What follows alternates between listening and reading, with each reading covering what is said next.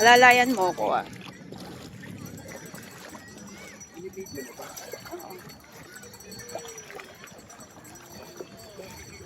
May mga ano kaya? May mga ano tawag diyan? Isda. Oo.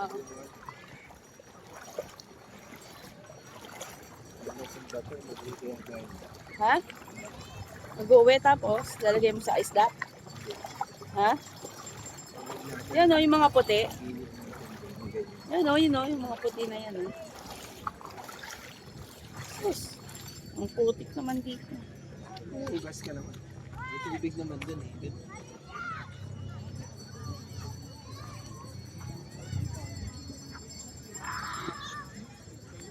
Yan ang mga pag-aari ng San Miguel.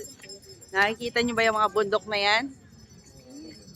Papatagin ko yan. Saan? Daming tanim ng sibuyas, oh. Papatagin ko yan, yung mga bundok na yan. Magtatayo ako ng SM. Pwede saan siya mag-bike dito. Yan, lalo na to. Yan, yung bundok na yan. Sa amin yan. Ito mga sangyola. Pinibenta rin. Siguro.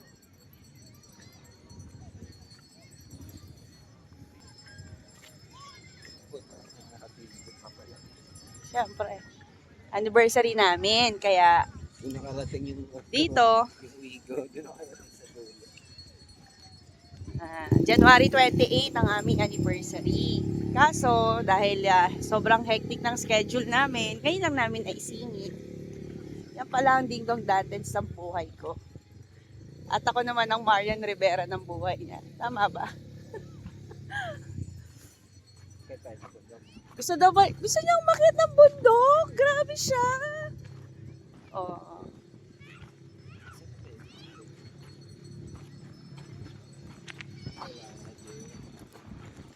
Saan yung malakas ang agos eh? Yung tao dito pala. Ba't nakaganon yung kotse? Hindi pa.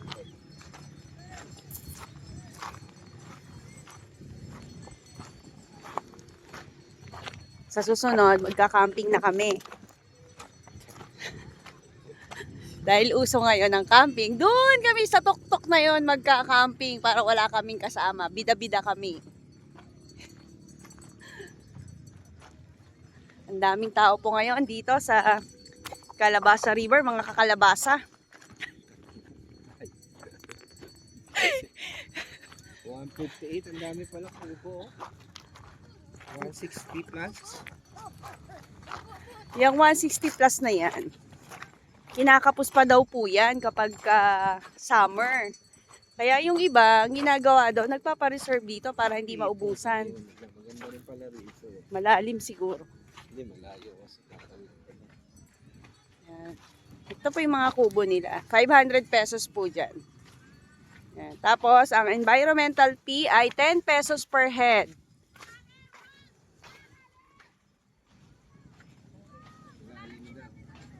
Oo. Ito siguro malalim eh. Oo. Dito sa part na to, malalim dito mga kalabasa. Walang tao dito. Kaya, wala masyadong tao dito. O, kita nyo, bakante. Walang naliligo. Yan yung mga kubo nila. Nahulog cellphone.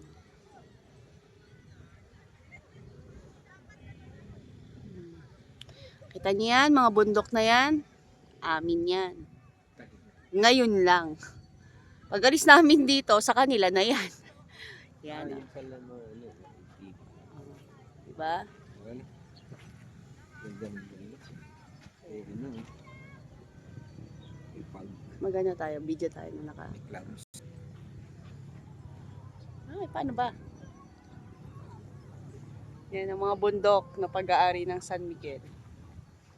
Labo ng tubig dito. Uy, be. Labo. Ganda, no? Ganda ng bundok. Say hi, Lloyd Michael. Be! Hello, Calabasa River ka. Mga kakalabasa. Ang boss ko. Pero ako ang boss ng buhay niya.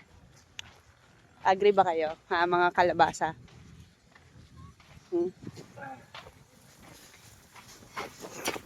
Labo pala.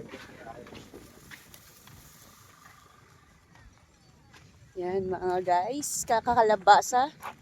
Kita nyo, ang daming tao. Oh. Oh, diba?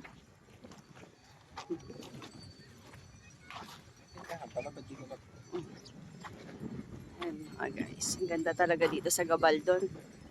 Grabe. Medyo maulap po ngayon, malamig, hindi masyadong mainit. Ngayon lang po namin na-enjoy yung ganito. First time po mga kakalabasa. At mukhang uulan pa yata na banda ron, oh. Oh, sobrang baba ng ulap. Paano pa tayo aakit sa bundok yan kung ganyan ang panahon? Bangan nyo mga kakalabasa, mamumundok pa kami.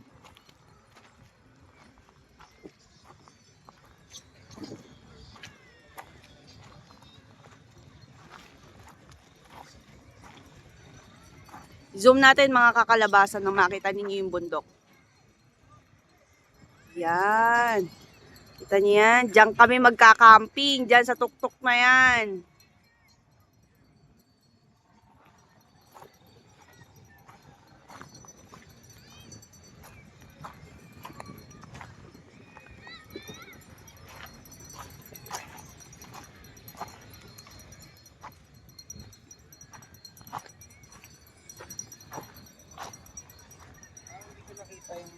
Sign ng kalabasa. Nakita ko, tangix. Meron ba? Oo. Di daw niya mga nakita yung kalabasa signage. Kamote talaga tong kasama ko eh. Asan nakalagay? Nandun sa pagpasok natin, may kalabasang di daw niya nakita. Paano yan? Ang hirap kasama nito eh. Yan. White sand. White sand daw. Gusto pa magdagat. Tatayos yan. Oo, sanay kasi maligo yan sa dagat. Pabalik namin sa pwesto namin. Saan ang pwesto natin?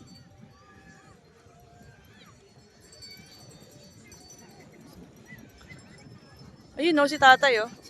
Ayun o.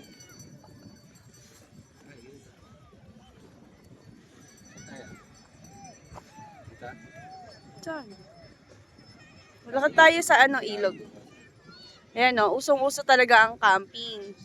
Kaya sa susunod na pagbalik namin sa mga lugar na pupuntahan namin, asahan nyo na magka-camping na rin ang pamilya San Miguel. May panibago na naman kaming pag-aari kapag nag-camping na kami. Ayan o. Paano mga kakalabasa river? Tatawid na kami sa Kalabasa River. Paano na? Bye-bye na guys. See you again, Kalabasa River. Tatawid na po kami. Ayan. Ito ba yan? Tatawid na kami. Yung banda, mababa, madudulas ka rito. Saan? Ah! Bayan madin. Muntik pa pong malaglag ang kalabasa ninyo. Madulas ka pa. Ayan na. Tatawid na kami. Ang lamig ng tubig! Ayun o.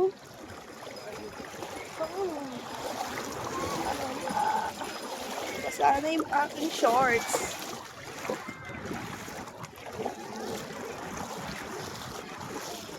Kita nyo mga guys, ang tubig dito sa Kalabasa River. Ano lang, hanggang, saan ba ito ba? Tuhod lang. Wala naman lagpas tao. Pero mayroon ding part ng may lagpas tao. Gusto daw niyang maglakad sa tubig. Punta na po kami sa aming kubo. Makikita nyo doon ang aming prinsipe natutulog. Alin? Alin? Oo. Kukunin pa daw niya yung 20 pesos niya. Ayan na po kami sa aming kubo. Makikita ninyo yung tatay ko. Yung tatay ko, ayan na.